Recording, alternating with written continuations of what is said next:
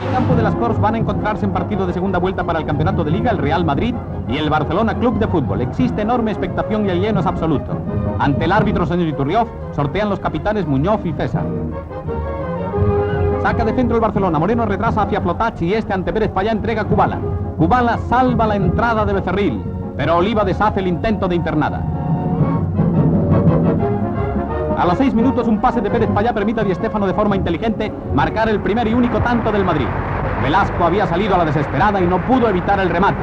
Los jugadores blancos corren a felicitar a Di Stéfano. Basora, hoy espectador, está preocupadillo.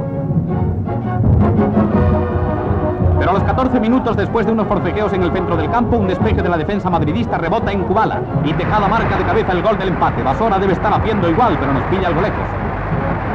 Iban transcurrido 50 minutos cuando Kubala, doblando el cabo del ángulo izquierdo del área, centra matemáticamente y César deshace la igualada ganando por milímetros la acción al Beta Alonso. Kubala corre al interior de la portería y recupera a César. Reanudado el juego, Pérez Payá entrega a Molovny para que haga una demostración de regate en corto.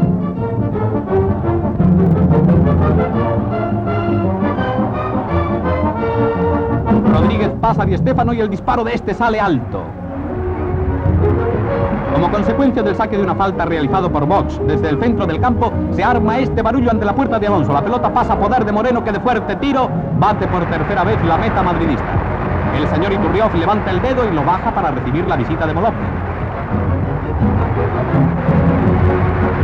Los ataques del Madrid son contados e infructuosos y a los 86 minutos el fenómeno azulgrana Kubala facilita al extremo Tejada la consecución del cuarto gol.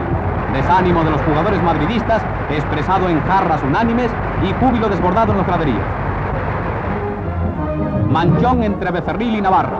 Tras un despeje largo de la defensa propia, el extremo izquierda barcelonista rubrica en solitario el triunfo catalán con el quinto y definitivo gol.